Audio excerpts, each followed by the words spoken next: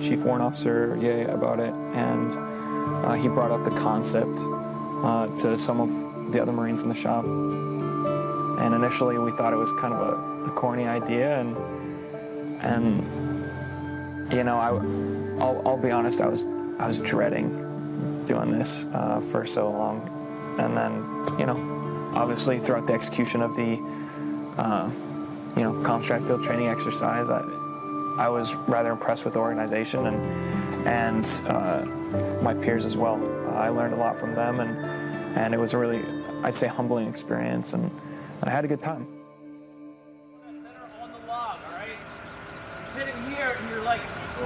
So day one we showed up.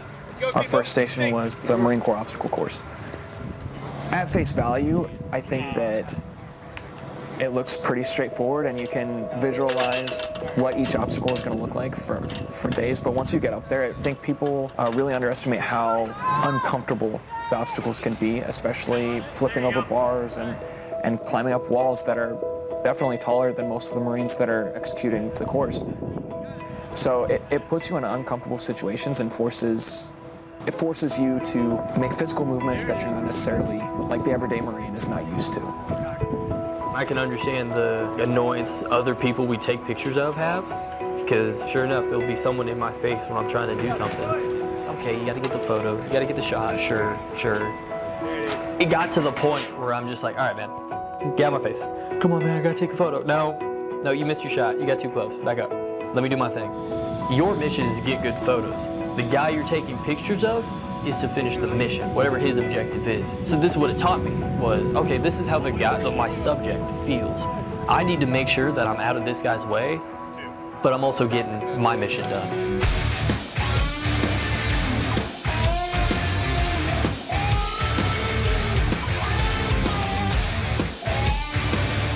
You see, the most interesting thing about the range was that they got to not only take videos and do pictures, but they also got to shoot their weapons. And so they had to utilize both their rifles and their cameras at the same exact time, something that we're not used to doing.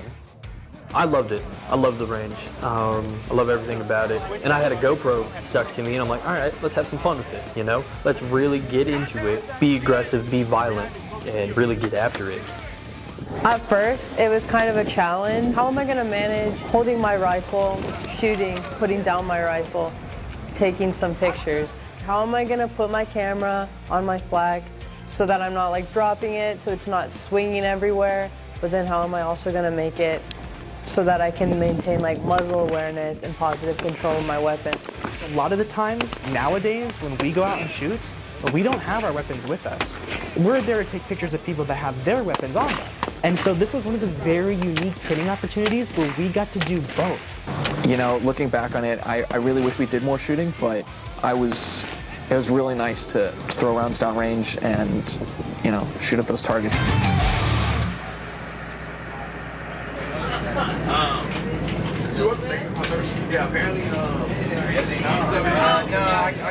When everyone was done shooting their rifles, and when we were done taking our pictures and getting all of our videos, we didn't leave the field.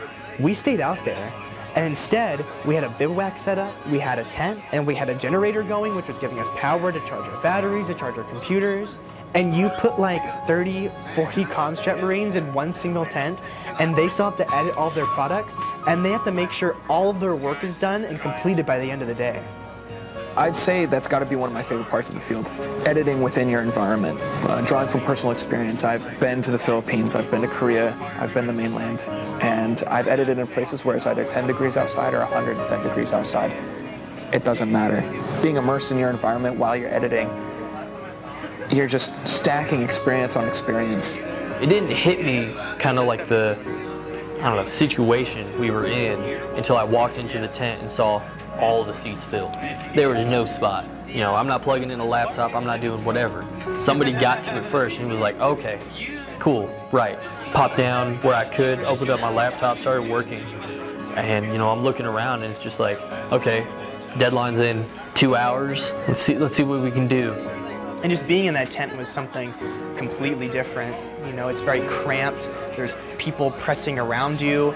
you know, like you're shoulder to shoulder with everybody, you know, you're turning your computer around, showing people your products, and you have all these wires tangled up with each other. It was trying to simulate what's it actually like to be in a field environment for more than 24 hours, and what's it like to do your job, not just shooting with your cameras, but also editing with your computers, charging your stuff, and making sure that you have all your stuff still. You feel kind of weak and fried almost, and you have a job to do still. Yeah.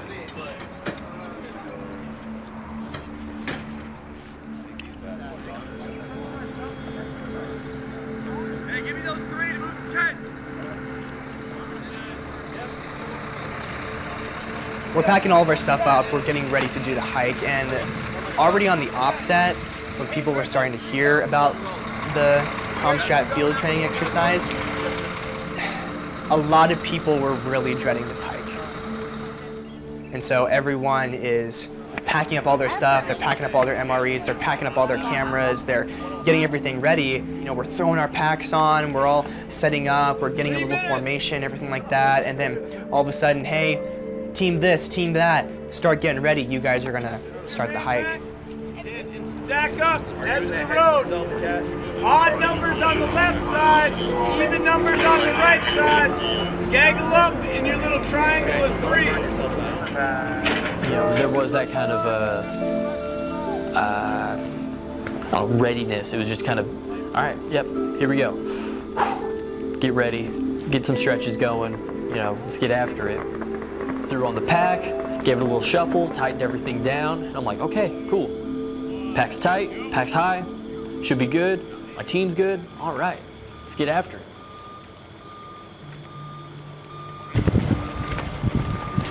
I think stepping off, I was pretty confident. And those, like, it doesn't matter where in the world you are, hills are gonna kill you. And those hills were killer. I underestimated the hills. I think a lot of people also overestimated their peers. And so it really kind of forced everybody to pull together and find that anchor being within your group to really guide the way and be the leader. So, you know, that really separated the mental from the physical on that one. Who has the mental fortitude to overcome the physical pain that they're going through?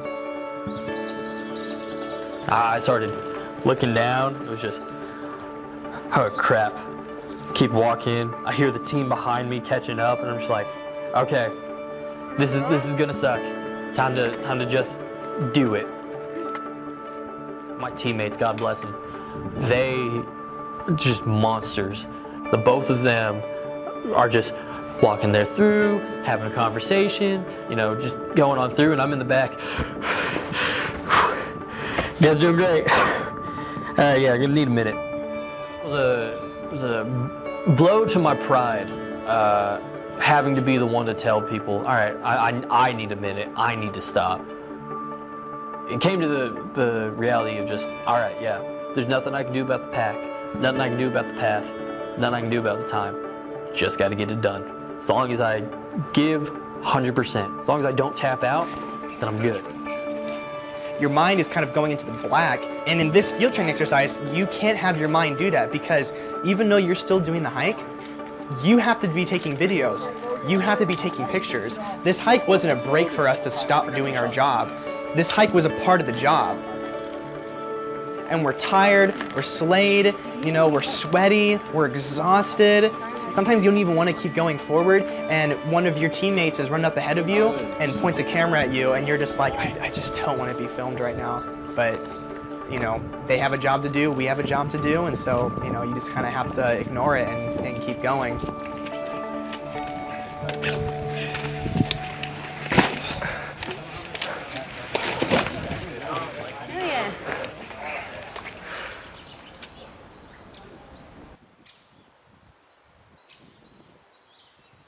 Whenever you get to bivouac within a combat town or remote environment, you know, it's always a blessing in disguise, especially after going from being exposed to the elements to not. I think it's kind of that happy medium between laying in your bed and being out in the field. So, you know, you can characterize it as whatever you want, but bivouacking in a mount setting is actually a privilege. You know, when you finally make it to the end, do you think that's going to be over? A lot of people that kind of consider hikes to be like the last little event of the day, and then you just go and hang out and then you do stuff the next day. But you know, we finally finished the hike, and we were so wrong.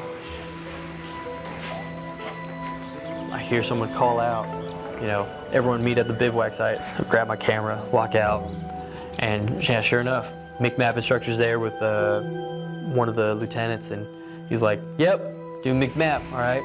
Get a good hike, you know, good job everybody, good time. It's time to get after it." Inoculation interpersonal violence, it's me, all right? I'm killing you.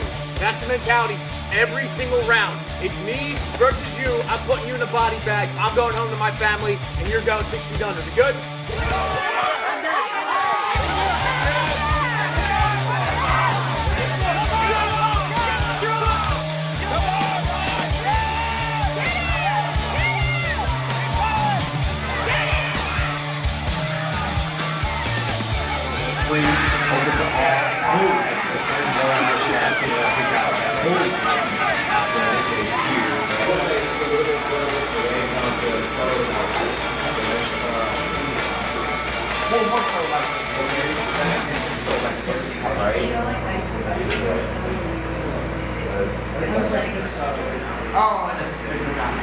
So here, right now, I'm using this trash.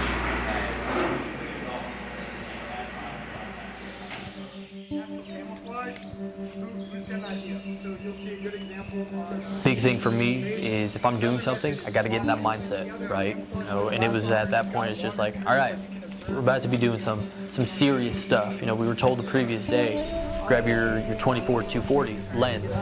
So I'm putting on the cami paint, and you know, we finish with that, throw in the Kevlar, and then they're running us through how it's going to be done. You know, so I'm just like, all right, today isn't the day for capturing fancy imagery, capturing the art. This is about completing the mission, right? Getting that mindset, getting ready for it, you know. The final stage of moving through that mountain environment and clearing rooms as well as sensitive area documentation is basically the climax of this training, right? That's what will be expected of us from our leaders. You could argue that that was the most important part of this entire FTX, was not only having presence of mind to execute that combat situation, but then be present enough to execute your primary mission as a Comstrat person. So if you are going to be an attachment, you have to bring more than just your MOS. You have to have that combat awareness. So being able to hit, you know, both of those marks, both those mission sets is absolutely crucial for our MOS.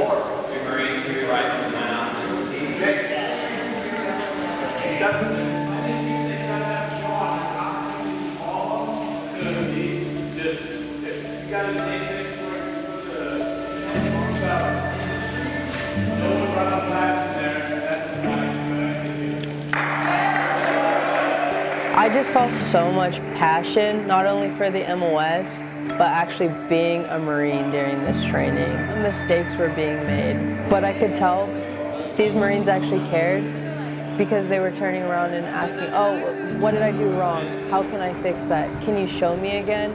It wasn't just, oh, let's get through this training. It's over in a couple days. I'd say that the Comstrat FTX was more than anything a demonstration of our combat capabilities while still executing that Comstrat mission. We pulled together units from all over the Pacific to come to do this training. Everything that went down was perfect training, but it was absolutely what we needed as Marines. And the fact that we got it, I hope that this is going to inspire other units around the Marine Corps to be able to do the same thing. And so we needed training like this so that we're ready for when an actual conflict happens. I would love for us to do another FTX in Okinawa. I'll do multiple a year, I don't care. Send me to the field again. If we had to leave tomorrow, it demonstrates that we're ready. We're ready to execute the mission. So I know that they will be ready whenever the time comes, that they are going to be required to execute their mission. They'll do it the right way, and that is because of the Comstrat FTX.